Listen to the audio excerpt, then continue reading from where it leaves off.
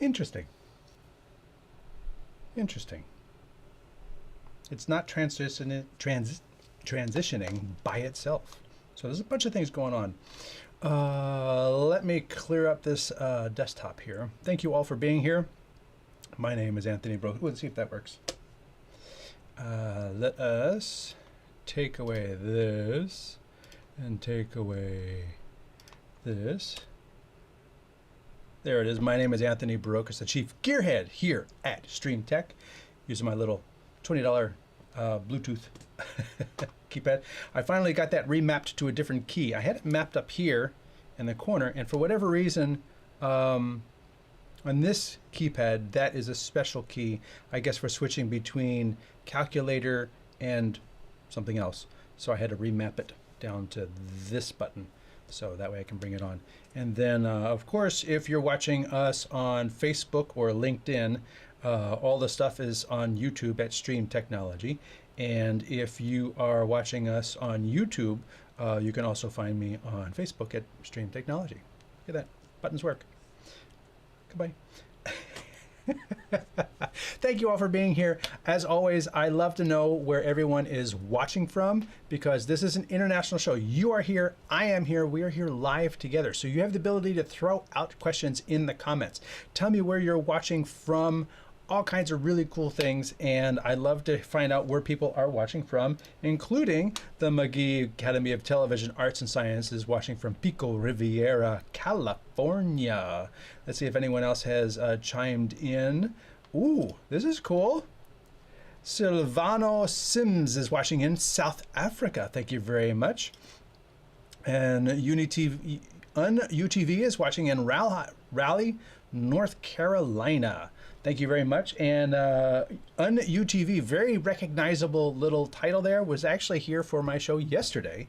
I do a live show for BirdDog itself. And I guess with that relationship, they have given me a Maki. I thought it was a Makai, but they corrected me. It's a Maki. Maki. Mr. Chase Edwards says, good morning from Jersey City, New Jersey. Do you offer consultations? Yes, I do. And if you go to, if I click over here, if you go to PC, if you go to the StreamTek.tv, you can see a little contact us over there on the top right. You can just reach out to me directly that way. StreamTek.tv. And yes, I do consultations, so that way you can tell me everything. I can, like, think through it, do a little research if needed, and give you advice based on like 20 years of doing this. So that is what I also do. Johannesburg, South Africa. Thank you very much. And see who else is in here. Hi from frigid LaSalle, Illinois. Yeah, I don't know how cold it is up in Illinois. This morning it was 14 here in Dallas, Texas. So, and the wind is whipping. So the wind chill has got to be super freezing. And for everyone else around the world who does Celsius, I don't know what it is. So that's the hellos so far from around the world. MAKI Academy of Television Arts and Sciences mentioned your mic is on, I think. Yes, it was on. There's something with the presets going on here. The show kind of works. My stored shortcuts work, but the mic setup has somehow changed, and that on the pre-show the mics are supposed to be off. If you still on the way. A mic video is still on the way. I'd love to get it to you. The mic video is still on the way. The mixing video, and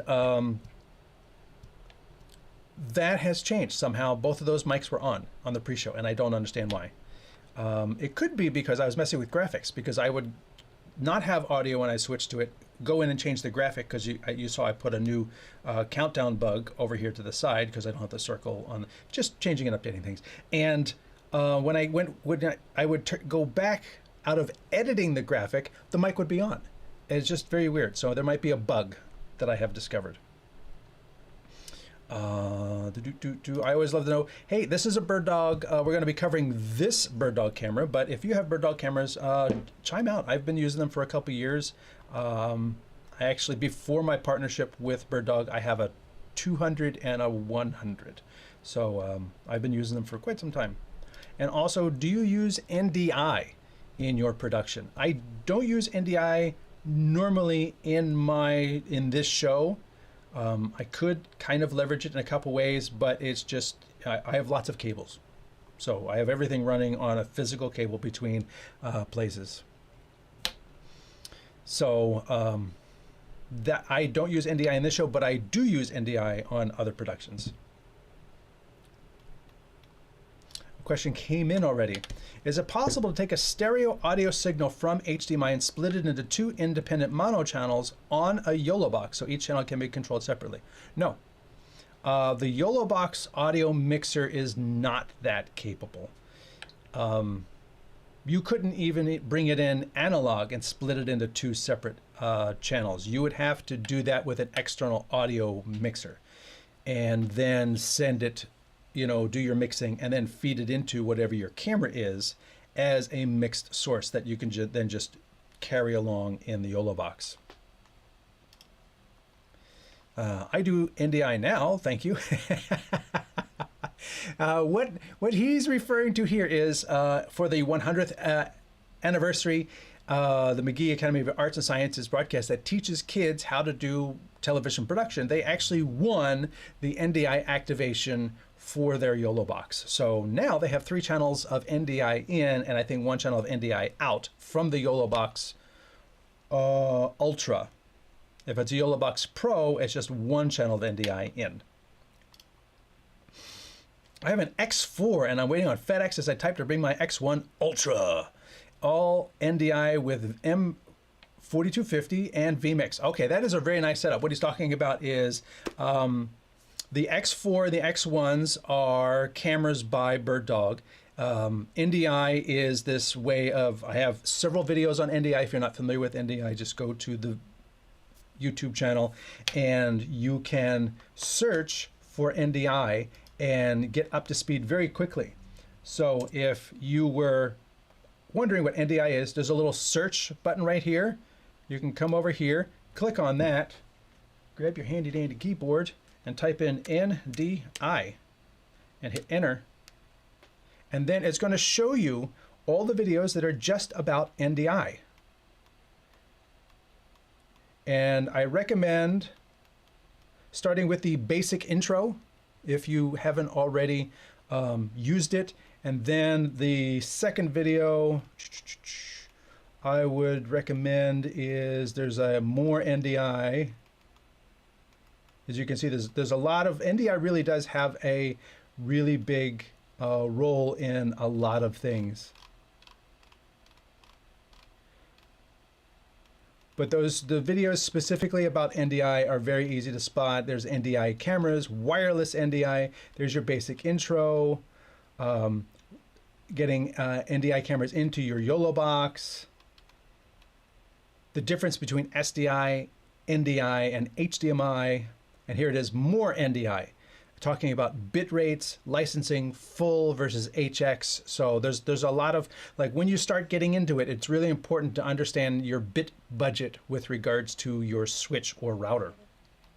And all in NDI is like the first one I produced like several years ago, and it talks about the different things you could do. It's sort of like an overview and a demonstration of me using it in a couple different locations. So that's a great way to really leverage the StreamTek YouTube page to find content on a particular topic you're looking for. So if you're looking for NDI, or if you're looking for Wi-Fi, if you're looking for microphones, you can hone in on just those videos that are on the topics you want. So definitely check that out. If you aren't already a subscriber, please click subscribe and hit the like button and the bell and send me lots of money. And still working on memberships. It's not a high priority on the list. Let's continue down the list with questions. Again, like I said, this is a live show. You help drive it. And if you have questions, feel free to throw them into the comments at any time. It doesn't have to be related to NDI or BirdDog cameras.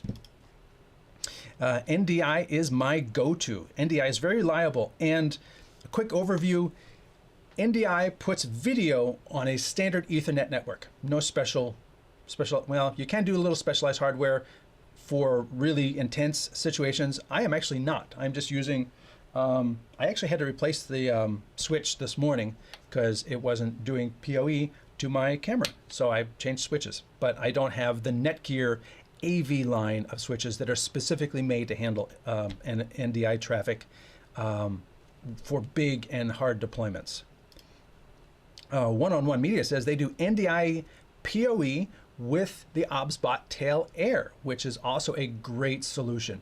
The Tail Airs will actually work wirelessly, but I always say if you can get it on a wire, it's going to be more reliable. -10 today in Dallas for those who are converting to Celsius. Thank you very much for that, because I appreciate you doing the math so that I don't have to. Thank you, Rome. Just popped in to show some love. Thank you very much, Rome. And that catches us up on the comments. So today I wanted to talk a bit about the BirdDog MAKI. Actually, let's do it this way. Today we're going to talk about the BirdDog MAKI. I'll get there eventually, the MAKI.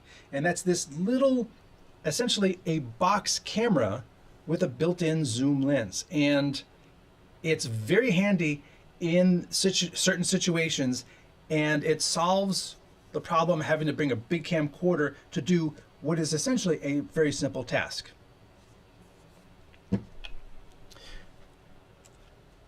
So let's take a look at this. I've already unboxed it because obviously I'm setting up for the show, I'm testing things. So the MAKI is this little camera. It's hard to see because it's white and the printing is so, like, it's there, but it's very light. So you can see there's vents here and here. There's obviously some cooling going on inside, big lens on the front, and it's got screw threads on top. Actually, let me go to show you the overhead view. This is probably a little bit easier. Oh yeah, much better.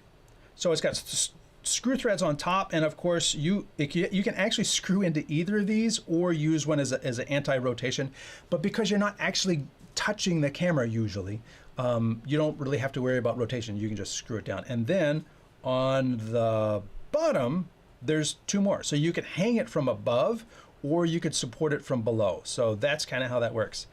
One of the key things on this camera is there are buttons so that you can control different settings on the camera without having to go onto the network. And this is in, it's basically a user improvement compared to their previous camera, which was the PF120.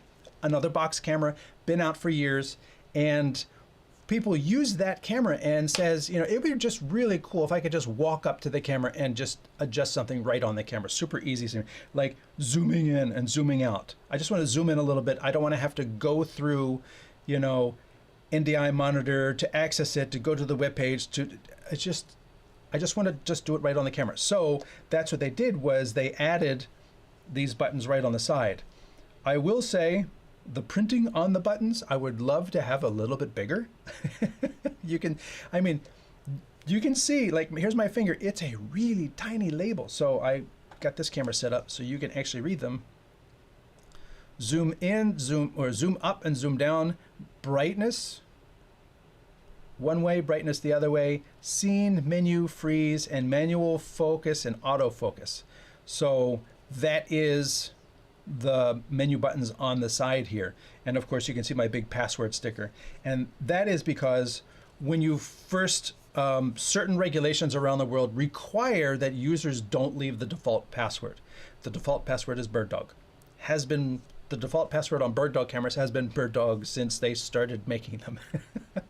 But certain countries require that users change the password. So because I have to change the password now, I have to write the password on the unit so that I remember what the password is when I need to log into the camera. Because you can do a whole bunch of stuff when you log in. We'll get to that. On the back of the camera, let's go here. On the back of the camera, let me get this situated. You got some status lights on the top. You've got RS-485 with 3 wires, line in, line out for audio. You've got your 12-volt input, and then you could also power over Ethernet and your LAN connection. So power over Ethernet provides power and data over a single cable. We'll get to that in a second. Down to the bottom, you've got both HDMI and SDI, as well as USB-A as host and USB-C as UVC. So this is the UVC is only coming out the USB-C cable. So that way, if you wanted to connect this to your laptop as your webcam, be a pretty powerful webcam. If you wanted to connect this to your laptop or computer as a webcam, this is what you would be doing. If you were using Restream or another online thing and you wanted to have multiple webcams come into your computer, you could in essence do a multicam shoot with a couple of these coming into your computer over USB and not even have a physical switcher anywhere. So, you know, at that point, the SDI and the HDMI would kind of be going unused. So that's a look at the ports on the back. Like I said, here's the buttons. On the other side, it's just a logo. And the front, you can take a good close look at this. There's microphones on the front here. There's 2 contacts. I don't know what these contacts are for. Can't find any information about them. The next BirdDog show I should ask them. If we go to the overhead, this gives a better view. What you don't really notice here is this whole thing around the camera. This is actually your tally. They call it a halo tally. So that way, if you're looking at it from the side, kind of even from behind, and definitely from the front, you can tell when a camera is active. Now, there's times when you don't want that. In the control panel, you can actually turn the tally off as well if you want. So that is the camera as it is. It fits in my hand. I don't know, it's probably about 2 pounds, which is about a million kilograms, you know, just off the top of my head math. And if I'm wrong, someone who understands metric can convert that for me. And I'll mention right now that BirdDog is not the only company making these compact cameras. Where's my IDA? Is this it? Yeah, here it is. I actually have a camera. The camera over my overhead, which is looking down at this, is a small box camera, and it's from let's go here. It's from AIDA, and it's actually this one right here, the 100. And they have been making little box cameras for years. You can see many of these have interchangeable lenses. And then they have other models that don't have interchangeable lenses. So they have some that have SDI on them. They have like this tiny little bullet camera. They have NDI cameras. There's a little NDI cube. And these things can be very, very small. Perfect for like just placing around very discreetly a location. They also have this like very large camera, but still with an interchangeable lens. And what that lets you do is that lets you pick a very bright prime lens if you choose, if it's going to be specifically on one location. If you are going to have to bury it inside of something like a book on a bookcase, you just want to have this thing peeking out from inside the book, you know, or something like that. The NFL uses a camera like these for inside of the pylon on the goal line. It's right there looking out over the goal line. It's one of these teeny little cameras, maybe not from this company, but it's a teeny little camera like this, you know. So these little point cameras have a lot of very specific uses. It's not for everybody. You can't pan them. They don't have controls on them for zooming by and large, but you know, there is a lot of demand for, hey, I need a camera facing this one podium area. I need a camera over here from the back just showing me a wide view. It's always there. And then I can add to that with an operated camera or a PTZ or things like that. So these cameras offer very specific field of views that you can set up. And by adding the lens inside here, now you can change that field of view. So if you've got a shot of the stage and it's super wide, I want to include the audience and everything, everybody's coming in and everything, and then in the middle of the show, I want to come down to just the stage, I'm able to vary that shot during the show, as opposed to having, with those cameras with the external lens, those are fixed. So you're not really going to change those. They're going to be like set in place, and focus is a different ring than zoom. So, and they're not parfocal. So if you zoom it, then you have to focus it and maybe adjust the exposure as well. These are going to be autofocus, electronic zoom, and the iris is going to, auto iris and do a lot of things like that. So that provides a lot more functionality. Once again, if you came in late, welcome to the StreamTek show. And welcome everyone, and I always love to know where everyone is watching from. If you haven't already chimed in, to let me know. Today's topic is the BirdDog MAKI, but feel free to throw in any questions on anything else you may have. Let me move this so I can see it. And interested to find out if anyone in the audience already has BirdDog cameras, and similarly, do you use NDI? I am all in on NDI, and so much so a feature article in Streaming Media Magazine, which I write for. Oh, well, I'm keying on blue, and there's a lot of blue in this cover, is all in on NDI. So that's my article. And the companion video to that is on the YouTube channel. So you can check that out. Boop, boop, boop, boop. So let us continue on the look at the MAKI. So one of the key things I'm going to do is not get the lens too dirty. We're going to start this up. I have an Ethernet cable right here, and we're going to use the power over Ethernet. So when you plug it in, if you haven't already used it, what it's going to do is it's going to communicate. It's going to be like, hi, I'm here, okay. And then after a couple of seconds, it's going to communicate that, yes, I can accept power over Ethernet. You can see the two Ethernet lights lighting up. I can accept, and then all of a sudden, power is going to come into the camera, and we're going to find that the camera is probably going to start zooming. It's going to go through a boot up process just based on the single cable. So I'm going to be able to both access the video from here, control the camera, and power the camera over that one cable. Hello. So that is up and running. I'm going to aim it this way. And then if we NDI. So what I'm going to do is I actually have an OBSBot talent right here. And I'm actually using another camera way over there. That's another BirdDog camera to be looking at what we're doing. And you can see right here, there is my camera. It would really help if I could zoom this out. So you can come in here and say zoom back. There we go.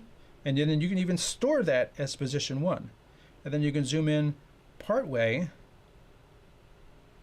and say stores position 2.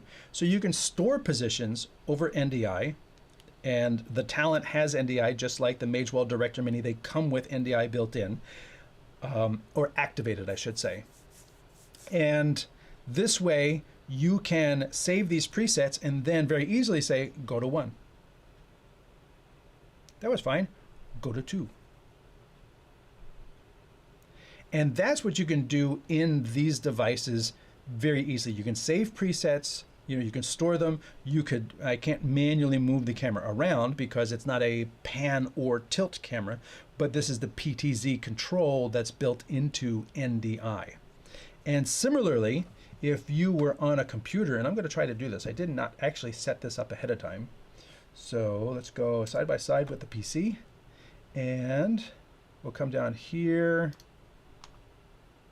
all NDI tools. Yes, let's make all the icons very similar. So you can call up NDI monitor on a Mac or a PC and a Linux, I believe. It's going to look on the network. There's the MAKI. There's the other camera that I have set up that I showed you on there. And I can select to the MAKI, go to the MAKI's cam, and there's the MAKI. And then I can do the same thing. I did not program the presets on the laptop, but if I come over here and say go to 1, it's going to go to 1. And that's because the presets are stored on the camera. And what that means is multiple people can be working on multiple things from different locations. And if you had BirdDog Cloud or NDI Cloud, you can actually have them in a different city, and they can be accessing your cameras, clicking those presets for you, operating the cameras. And you can see I've got autofocus is on. I could actually, from here, I could zoom in all the way. There you go. And then I can come over here and say, store this as 3. And then on my talent, I can say, go back to 1. So I've got 2 different devices talking to this camera and controlling it over this one cable. So that is a very, very cool feature. BirdDog is not alone. Obviously, I showed you that. Let me close this window. AIDA makes these things, and also BirdDog had the PF120, so it's their second model that does this. Sony has cameras, and of course PTZ Optics has cameras, like this. This one is now shipping. So there are lots of solutions when it comes to working with a little box camera. And like for me, a couple places I might use this is in the prompter, because the prompter camera is always just looking straight ahead. It doesn't need to look left or right because there's a prompter shroud around it. So all it's ever going to do is point straight. That's a perfect place for this camera. Also, my overhead camera. This is a bit heavy, because that's the reason I chose the AIDA camera, is because it is a fraction of the size and weight. So it's on this little magic arm that comes out. This is a bit heavier, but if you needed that zoom capability to easily give me a wider shot, give me a closer shot, or even change it during the show, which for me, with the AIDA camera that I have and the manual lens, it's a real chore to change the focal length and then change the focus. And sometimes the focus is beyond where the focus is, so I have to unscrew the lens a little bit. Don't get me started. But that is how that works for me. Let us go into the menu system for the BirdDog cameras. And to do that, what I'm going to do is, let's go overhead. I am going to put this on a mount here. And I'm going to put it on a tripod that I have set up.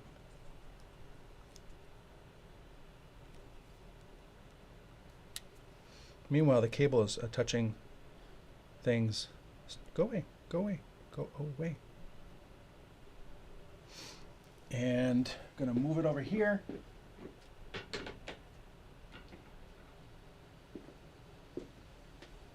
All right. Now that might need to come up just a little bit.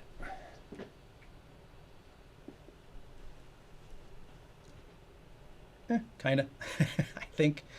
If we go to close this, if we go to my other view, you can see now that's the Maki on a little tripod looking at me, and you're looking at the view from that.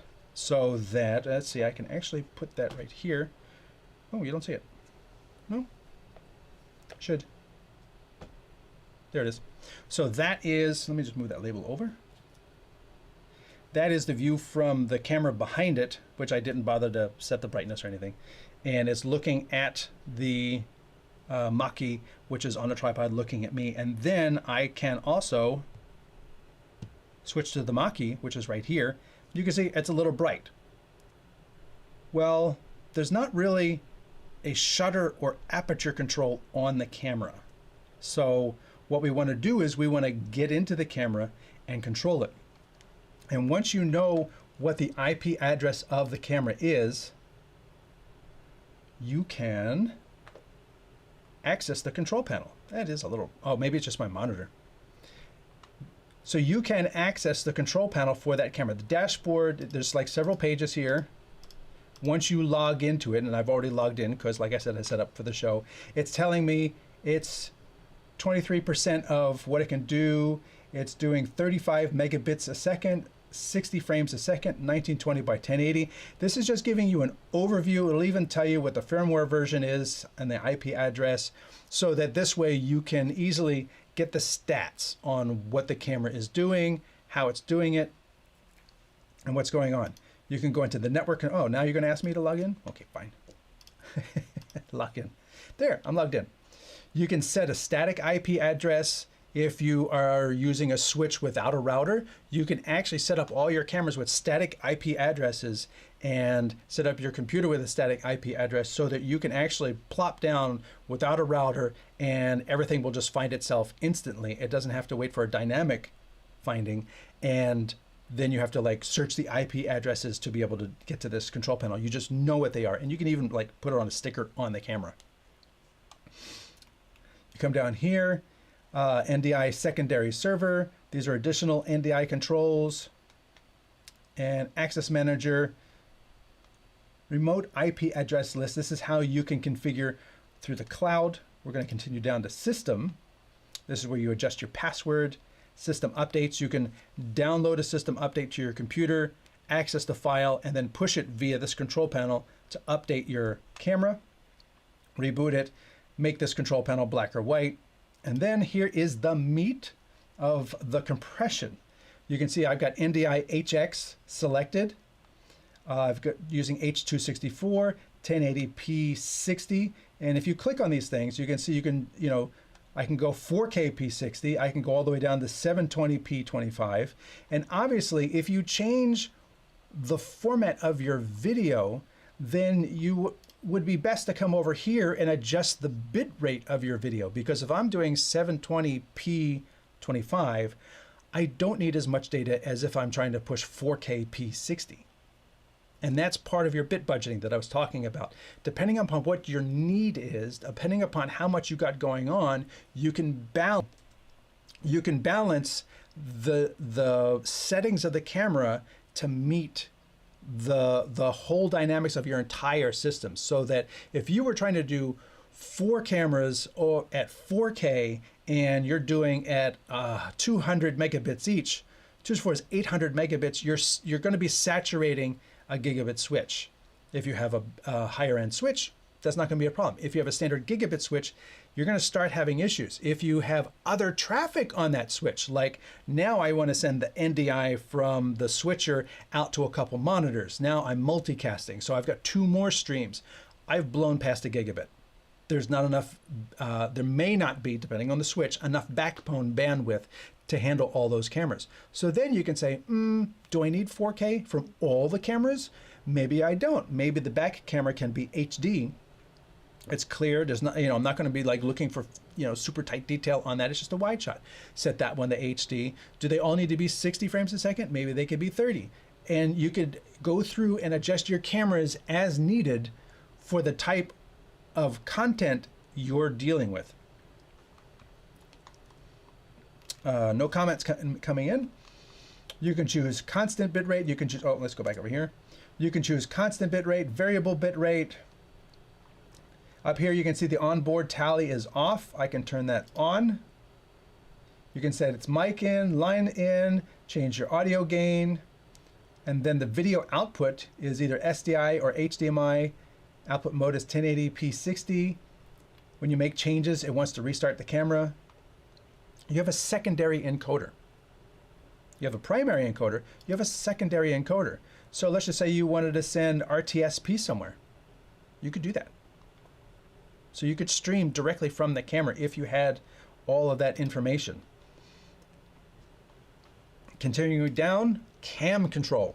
So once again, you can control the zoom, telephoto, wide, everything, and you can turn the menu on the video on or off so that you could actually use those buttons on the side with a monitor connected to the video output of the camera.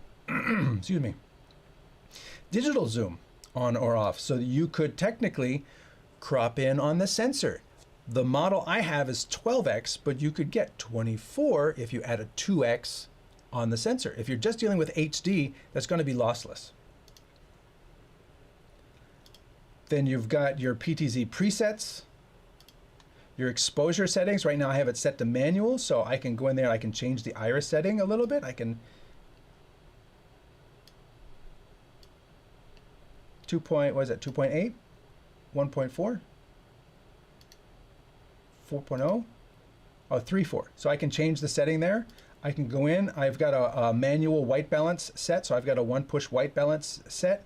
You can adjust the picture settings in terms of noise reduction, sharpness, luminance, flipping it. So if you get it hanging upside down, although there's a mount on top of it too, mirror it. So if you want to go side to side, you can do that. Saturation, hue, deflicker, and then there's also, like I said, the noise reduction.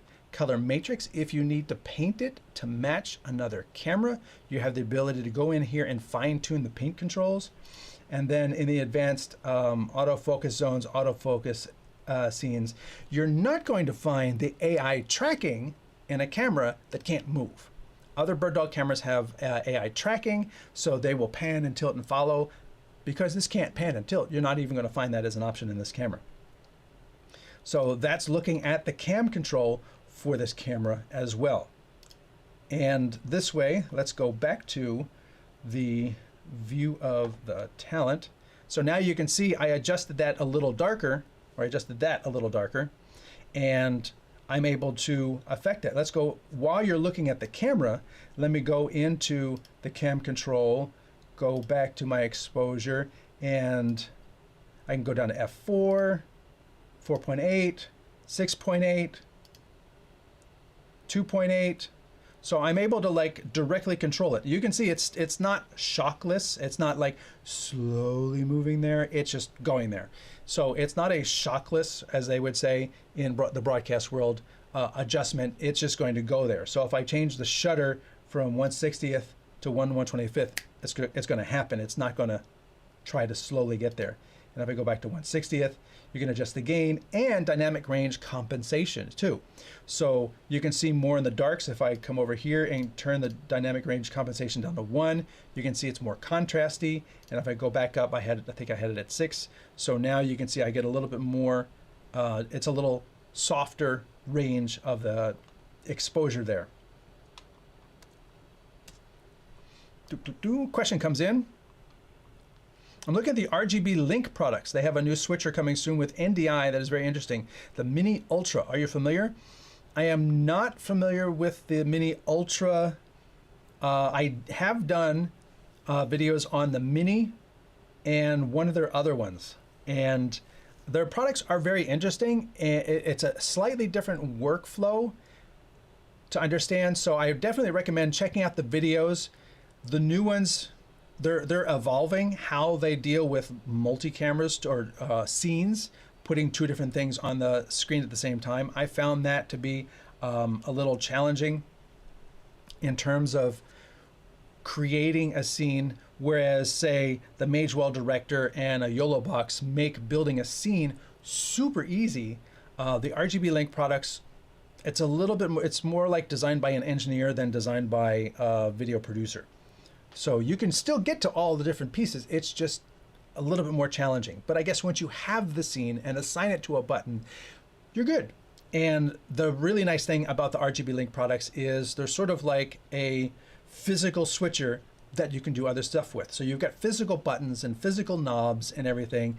And that really enables you to just, you know, sit somebody down, and if you've got it all programmed out, 1, 2, 3, 4, scene 1, 2, 3, and you know, here's your audio sliders or dials or whatever they are, and you're good to go. It's pretty bulletproof. It's pretty, you know, easy to set someone up and to use it.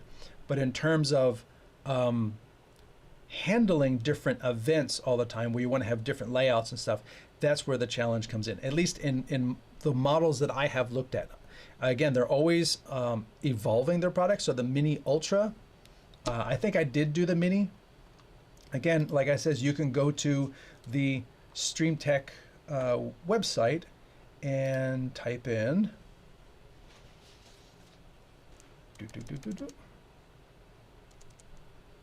no, I'm here. RGB. Let's just type in RGB, see what it finds. I did the Mini Edge, and I also interviewed them at NAB.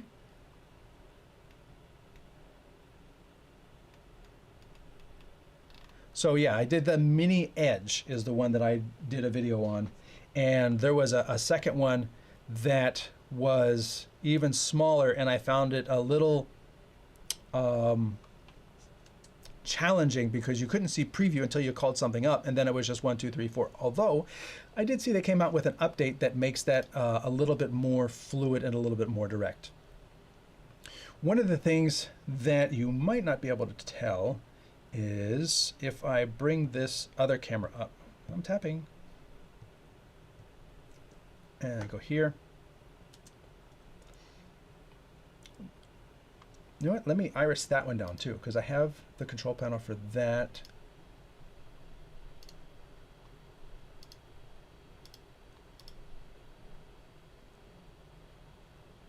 It's thinking AV cam control. Go to exposure.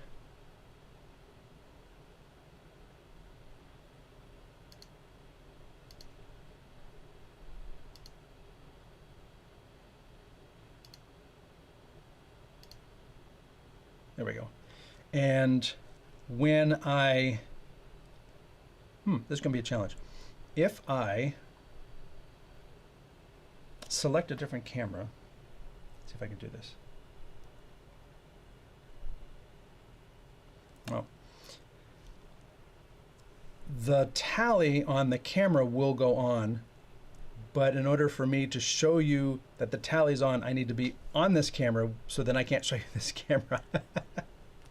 It's a real challenge. Actually, you know what? I can bring up, because NDI, the real advantage is you can access that same camera from multiple places. So if I'll bring it over here. Let's bring up that NDI Tools Studio Monitor again. Let's put it on the PC. And we're going to access the X1, not the Maki, the X1. You can see it's showing tally in the viewfinder. And now if I switch to here, you can see that the tally on the front is now red. If I switch away from that to something else, the tally goes away. Tally goes red. Tally goes away. So, and you're looking at it from the side, and the tally light is going on. And if you're looking at it from the front, it's very clear when that tally light is on and when that tally light is off.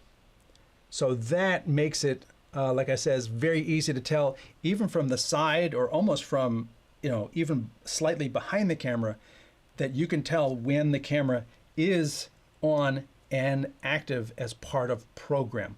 So it's getting the tally information from the talent. So when I switch here, now the tally on the Maki is on, and when I switch to the camera behind it, now the tally on the camera behind it is on, and the Maki tally is off.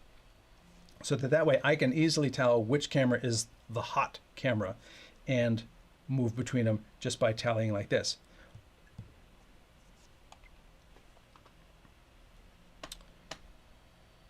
All right, I closed that out.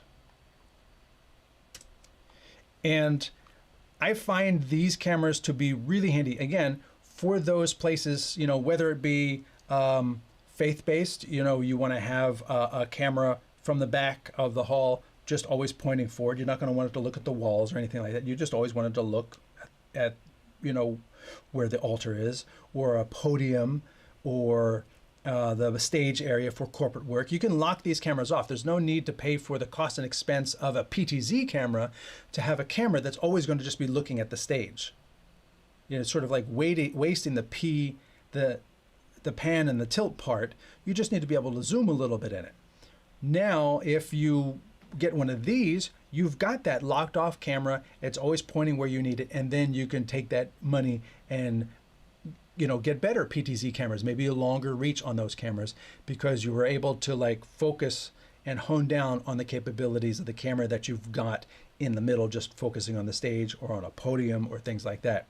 The thing you can't really do is, once you've got this thing locked off and put up, on a pole or something like that, or mounted on the wall, you can't necessarily pan or tilt it. Oh, we want to set the podium up on the other side. Well, then a PTZ camera would have helped. But for a prompter also as well, if you have a studio where you've got a prompter in front of you, that camera is always going to be facing forward, like my camera is. It's always facing forward. This type of camera would be great in that solution, because then I can remotely adjust the zoom. I don't have to get into the prompter hood and everything and touch it. It's just, it's in there, it's delivering the video, and if I need to adjust any settings, I can do those with a computer, or even with BirdDog, they also offer an app. Let's see if I can call that up.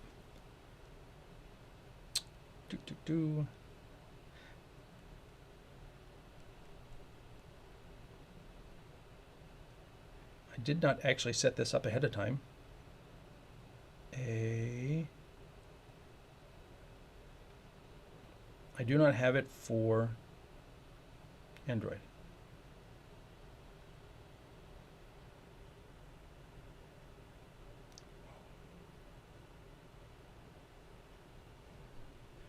No, it does not appear that I have it on my Android phone, which is, I'm an Android driver. I do have it on the iPhone. It's not set up for today's show, so I apologize for that. But if you are interested, you can control the camera from a mobile device on a wireless network and adjust the settings and adjust the zoom and be able to tweak that without even having to call up, have a computer set up for that, because your computer could be otherwise dedicated and you can bring out your phone. Oh wait, let me just adjust the zoom on that. There we go, all done. So that is a handy feature as well. Again, if you have any other questions, feel free to throw them into the comments. If you're looking for other video content, you can always view the StreamTek website. I always encourage you to subscribe and click the little bell so you know when we've got live shows coming up most every single week on Wednesdays. And then there is streamingmedia.com is where I post additional longer form articles, reviews and things like that. It's on Streaming Media. They have free newsletters you can sign up for. StreamTek is where you can reach me directly at streamtek.tv.